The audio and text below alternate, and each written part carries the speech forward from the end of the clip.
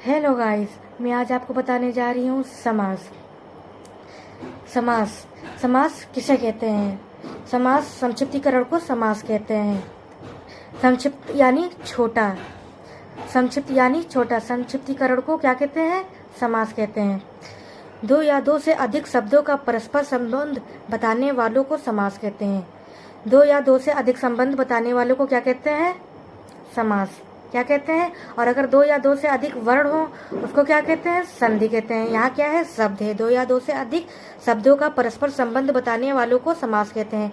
और यहाँ पास अगर शब्द नहीं होता, यहाँ पास अगर वर्ण होता, जैसे दो या दो से अधिक वर्णों का परस्पर संबंध बताने वालों को संधि कहते हैं। लेकिन यहाँ पास हमको समास बताना है तो यहाँ पास शब्द होगा। दो या दो से अधिक शब्दों का परस्पर संबंध बताने वालों को बताने वाले शब्दों को समास कहते हैं। ओके गाइस, आगे चलते हैं समास के भेद। द्वंद्व समास, द्विगु समास, तत्पुरुष समास, कर्मधारय समास, अविभाव समास और बहुव्रीहि समास। समास के कितने भेद होते हैं? कुल 6 भेद होते हैं। कितने भेद होते हैं? कुल 6। द्वंद्व, द्विगु, तत्पुरुष, कर्मधारय, अव्ययी, बहुव्रीहि। कितने हैं ये? 6। 1 2 3 4 5 6। समास के कितने भेद हैं? 6। Very good. द्वंद्व समास, जिस समास में पूर्व पद और उत्तर पद दोनों ही प्रधान होते हैं उसे द्वंद्व समास कहते हैं। जैसे पहला पद और दूसरा पद, पहला पद और दूसरा पद।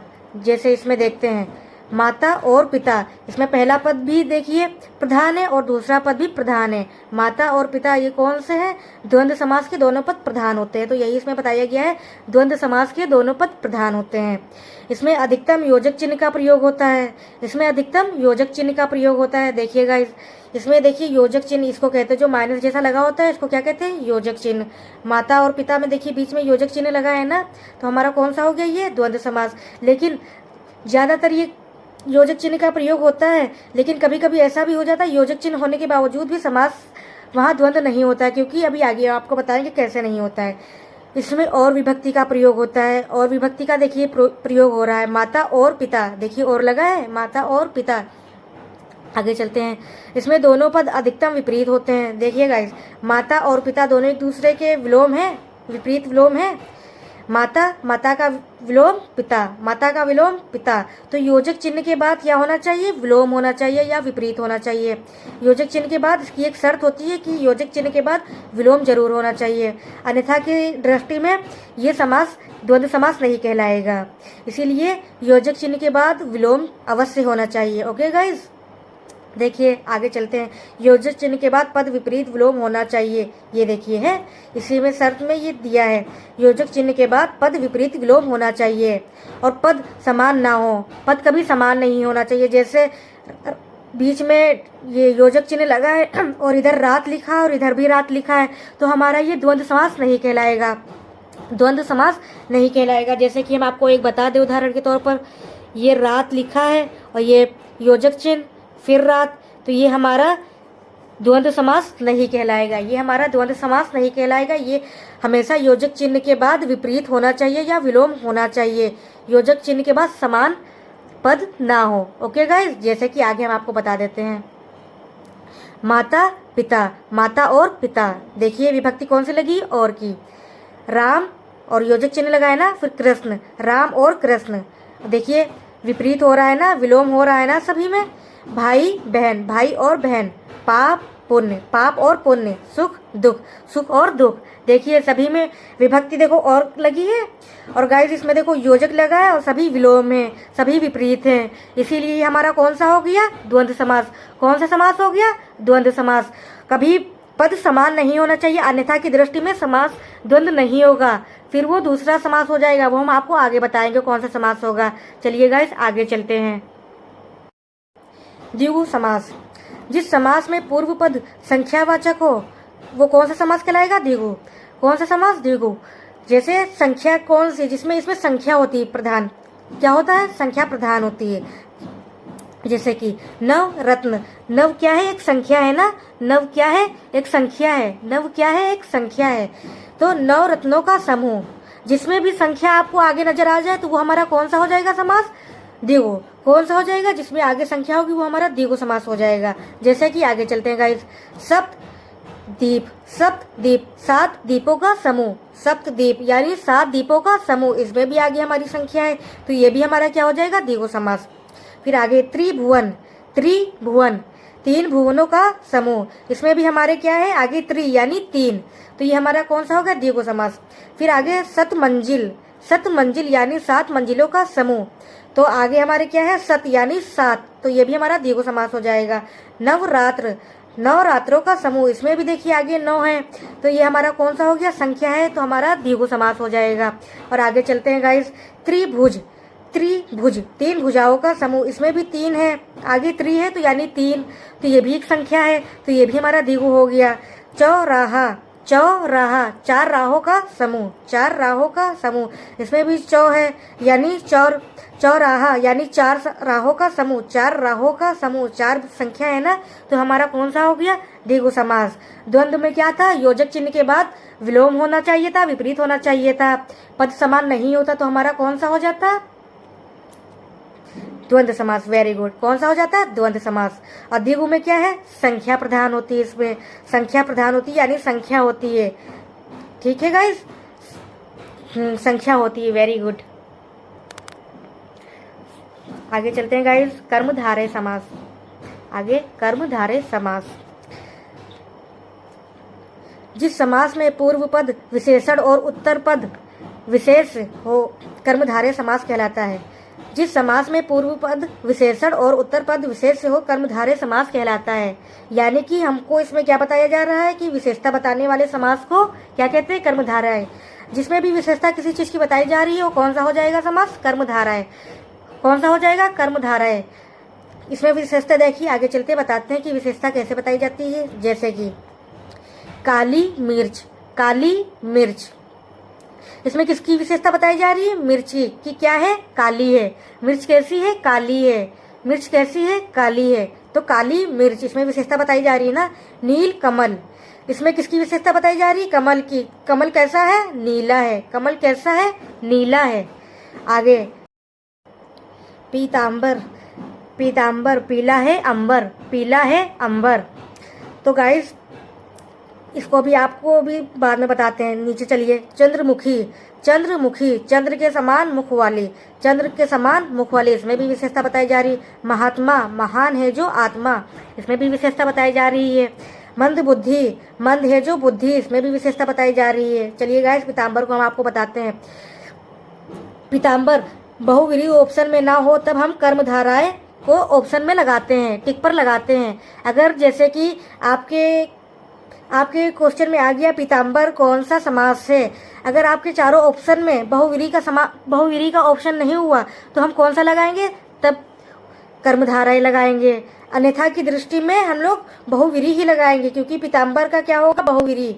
पीतांबर का क्या होगा? बहुव्रीहि। अगर बहुव्रीहि ऑप्शन में नहीं होता है तब हम लोग किस पर जाते हैं? कर्मधारय। इसीलिए हमने अभी आपको बता दिया पीतांबर, इसमें विशेषता भी बताई जाती है, इस चक्कर में इसको कर्मधारय में भी रखा जाता है। और आगे चलते हैं इसको बताएंगे फिर बहुव्रीहि में भी।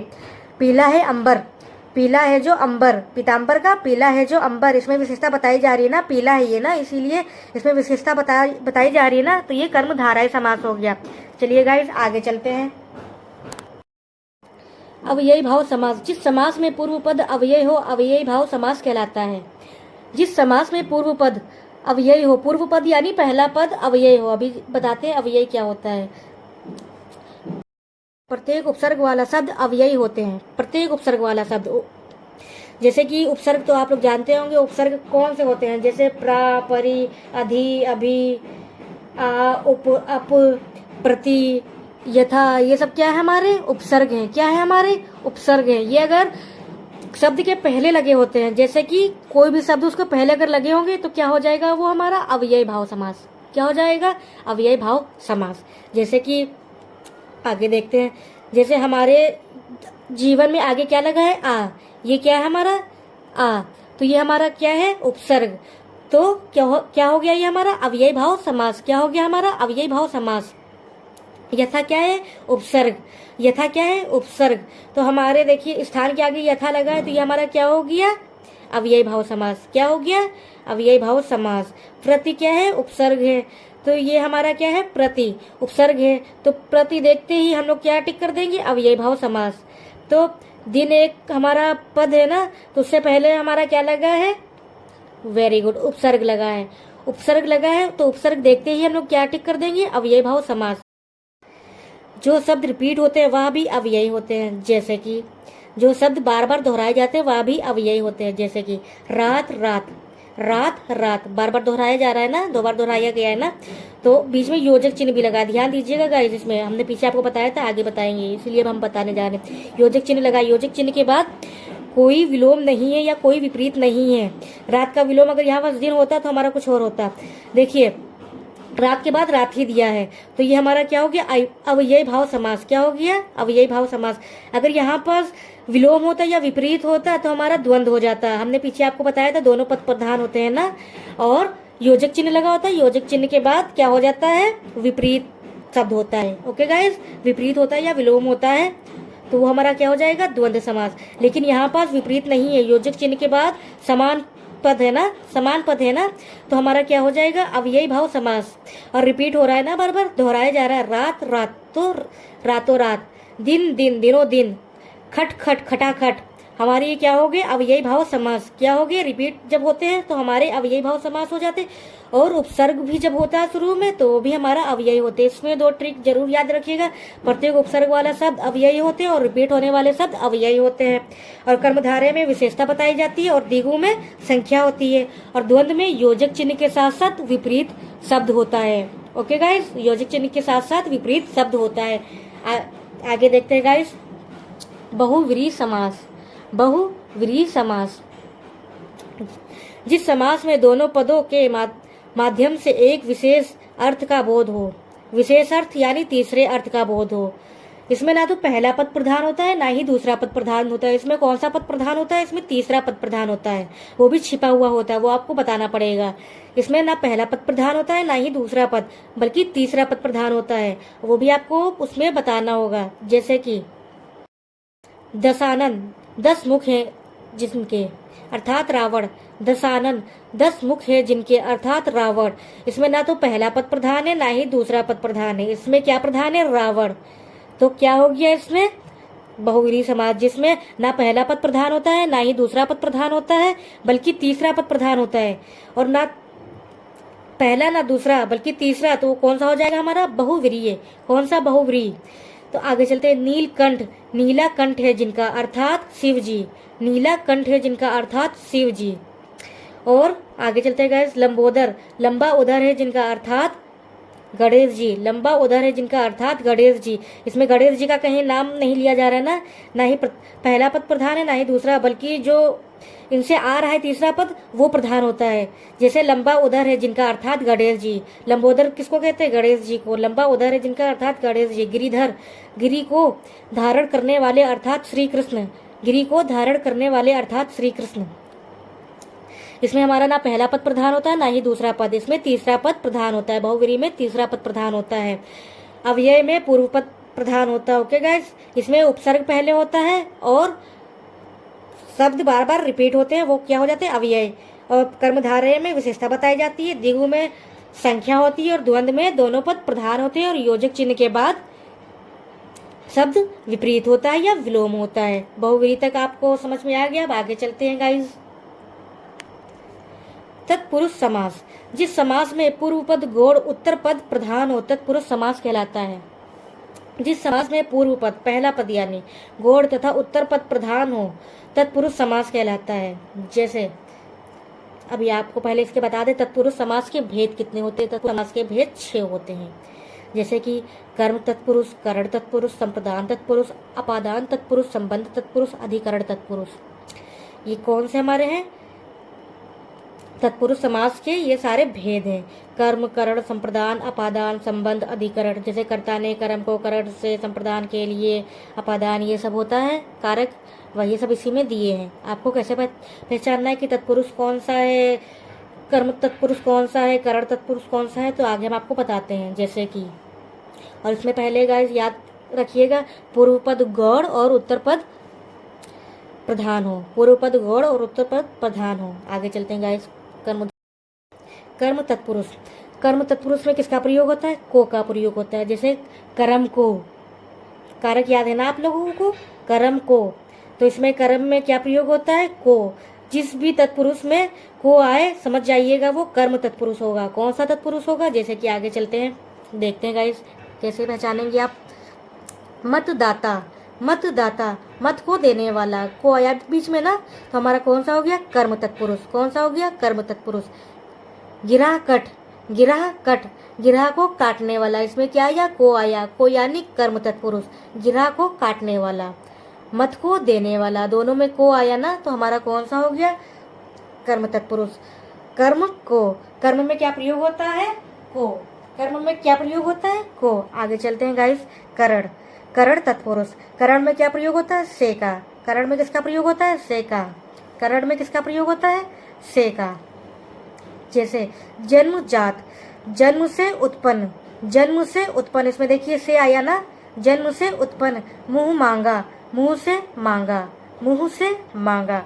गुणहीन, गुणों से हीन, देखिए गाइस इसमें से आया, इसमें भी से आया, इसमें भी से आया। से का प्रयोग किसमें होता है? करण तत्पुरुष में। से का प्रयोग करण तत्पुरुष में होता है। जन्म से उत्पन्न, मुंह से मांगा, गुणों से हीन, इसमें से आया है ना, तो करण हो गया। कर्म को करण से। अब आगे चलते गए। संप्रदान, संप्रदान के लिए, संप्रदान में क्या प्रयोग होता है? के लिए, संप्रदान के लिए, संप्रदान में क्या प्रयोग होता है? के लिए। Okay guys. जैसे कि हथकड़ी, हाथ के लिए कड़ी, हथकड़ी, हाथ के लिए कड़ी, क्या प्रयोग हुआ इसमें? के लिए, हाथ के लिए प्रयोग हुआ ना, तो कौन सा हो गया हम लोगों का? संप्रदान। क्या हो गया हम लोगों का? संप्रदान। सत्याग्रह, सत्याग्रह, सत्य के लिए आग्रह, सत्य के लिए आग्रह, इसमें भी के लिए प्रयोग हुआ ना, संप्रदान हो गया ये हमारा। युद्ध भूमि, युद्ध भूमि, भूमि के लिए, सॉरी युद्ध के लिए भूमि, युद्ध के लिए भूमि, इसमें भी के लिए प्रयोग हुआ है ना हमारा। ये हमारा कौन सा हो गया? संप्रदान तत्पुरुष। कौन सा हो गया? संप्रदान तत्पुरुष। के लिए प्रयोग हो संप्रदान हो जाएगा। कर्म के लिए को, करण से लिए, करण के लिए से, संप्रदान के लिए, संप्रदान के लिए के लिए, कर्म को करण से, संप्रदान के लिए। अब अपादान से, इसमें करण में भी से आया था, अपादान में भी से आया, लेकिन इसका से का मतलब अलग होना होता है गाइस, अलग होना, किसी भी चीज से अलग होना। जैसे कि पत्ते पेड़ से गिरते हैं, पत्ते पेड़ से गिरते हैं, तो पत्ते क्या हो रहे हैं? अलग हो रहे हैं ना पेड़ से, तो क्या हो गया? वो हमारा अलग हो रहा है ना, अलगाव हो रहा है ना, तो इसमें से का प्रयोग हुआ है। तो हमारा यहाँ पर क्या हो जाएगा? अपादान तत्पुरुष। जब किसी चीज को किसी चीज से अलग किया जाता है तो कहाँ क्या हो जाता है? वहाँ अपादान। क्या हो जाता है? अपादान। जैसे कि धन हीन, धन हीन, धन से हीन, धन से हीन, अलगाव हुआ है ना इसमें, तो इसमें से का प्रयोग हुआ है। धन से हीन, तो अपादान तत्पुरुष का प्रयोग होगा। और करण में अलगाव नहीं होता है, इस चक्कर में वो से अलग होता है, इसका से अलग होता है। Okay guys. भयभीत, भय से भीत, भय से भीत, धनहीन, धन से हीन, भय से भीत, भय से भीत। Okay guys. इसमें देखिए अलगाव हो रहा है दोनों में, इसीलिए हमारा क्या हो गया? अपादान तत्पुरुष, अपादान तत्पुरुष। देखिए गाइस आगे चलते हैं। जन्मा अंध, जन्मा अंध यानी जन्म से अंधा, जन्म से अंधा, इसमें भी अलगाव हो रहा है, ये भी हमारा कौन सा हो जाएगा? अपादान तत्पुरुष। जन्म से अंधा, अपादान तत्पुरुष। Okay guys. संबंध तत्पुरुष, संबंध तत्पुरुष, इसमें संबंध बताया जाता है किसी भी चीज से। जैसे का, की, के का प्रयोग होता है, इसमें किसका प्रयोग होता है? का, की, के का प्रयोग होता है इसमें। जैसे कि प्रेम सागर, प्रेम का सागर, देखिए इसमें का क्या हो रहा है? इसमें संबंध बताया जा रहा है का से। प्रेम का सागर, प्रेम सागर का, प्रेम का सागर, इसमें संबंध बताया जा रहा है ना, तो ये हमारा कौन सा हो जाएगा? संबंध तत्पुरुष। इसमें देखिए भारत रत्न, भारत का रत्न, संबंध बताया जा रहा है ना का से, तो ये हमारा क्या हो जाएगा? संबंध तत्पुरुष। दिनचर्या, दिनचर्या, दिन की चर्या, ये हमारा क्या हो जाएगा? संबंध, क्योंकि इसमें भी हमारा संबंध बताया जा रहा है। का, की, के, ये किसी में भी हो तो संबंध तत्पुरुष हो जाएगा। से होगा अलगाव के लिए तो अपादान, के लिए होगा तो संप्रदान, और से अगर अलगाव के लिए नहीं होगा तो करण, और कर्म के लिए को। Okay guys. आगे चलते हैं। अधिकरण, ये हमारा लास्ट तत्पुरुष है। अधिकरण, अधिकरण में क्या प्रयोग होता है? में और पर, क्या प्रयोग होता है? में और पर। अधिकरण में क्या प्रयोग होता है? में और पर। नीति निपुण, नीति में निपुण, नीति में निपुण, इसमें देखिए क्या प्रयोग हुआ है? में। क्या प्रयोग हुआ है? में। तो हमारा क्या हो जाएगा? अधिकरण। आगे चलते हैं गाइस। आत्मविश्वास, आत्मा पर विश्वास, इसमें पर प्रयोग हुआ है ना, इसमें क्या प्रयोग हुआ है? पर। तो पर हमारा क्या हो जाएगा? अधिकरण। क्या हो जाएगा? अधिकरण। आगे चलते हैं गाइस। घुड़सवार, घोड़े पर सवार, इसमें भी हमारा पर आया है। पर यानी अधिकरण, पर यानी अधिकरण। से संप्रदान के लिए अपादान से संबंध का के अधिकरण में पर, ये सब क्या है? हमारे कारक। ये सब क्या है? हमारे कारक। तो इनका प्रयोग कहीं भी हो तो हम आसानी से जान सकते हैं ये कर्म है कि करण है कि संप्रदान है, अपादान है, संबंध है, अधिकरण है, कौन सा है। ये हम इनके कारक से पहचान सकते हैं, कारक चिन्ह से हम इनको पहचान सकते हैं। जिस किसी में भी आप उसको डिवाइड कर लीजिएगा, टुकड़ों में कर लीजिएगा। जैसे प्रेम सागर, गाइस इसको आप लोग अलग अलग टुकड़ों में करके आप इसको पहचान सकते हैं कौन सा होगा। जैसे कि प्रेम सागर, प्रेम को अलग रखिए, सागर को अलग रखिए, तो क्या हो जाएगा हमारा? प्रेम का सागर। अगर जब तक ये आप लोग डिवाइड नहीं करेंगे, अलग अलग नहीं करेंगे किसी भी शब्द को, तब तक आप उसको समास नहीं बना पाएंगे। डिवाइड करके ही हम पहचान पाएंगे कि ये हमारा कौन सा समास है। ओके गाइस, जैसे भारत रत्न, भारत का रत्न, भारत का रत्न, दिनचर्या, दिन की चर्या, अलग अलग कर रहे हैं ना हम इनको, तभी तो पहचान पा रही कौन सा ही हमारा तत्पुरुष है। नीति निपुण, नीति में निपुण। आत्मविश्वास, आत्मा पर विश्वास, ये हम लोग डिवाइड करके ही जान पा रहे हैं, इसको विभाजित करके ही जान पा रहे हैं, ये हमारा तत्पुरुष है। ऐसे कैसी लगी हमारी वीडियो? ये हमारा पूरा संपूर्ण समास है। इसमें आपको कुछ भी, आपको अदर कुछ नहीं ढूंढना पड़ेगा, पूरा समझ लीजिए बुक से पूरा निचोड़ है ये, जितना भी आपको हमने दिया है। तो आप इसको पढ़ के ही आप अपने एग्जाम में बैठ सकते हैं। समास से लेकर आपको कोई भी आशंका नहीं होगी, वहाँ आराम से समास कर सकते हैं। ओके गाइज, ऐसे ही हमारी वीडियो देखने के लिए हमको लाइक करिए, सब्सक्राइब करिए, कमेंट जरूर करिएगा। कैसी लगी वीडियो ये ज़रूर बताइएगा। ओके गाइस, धन्यवाद।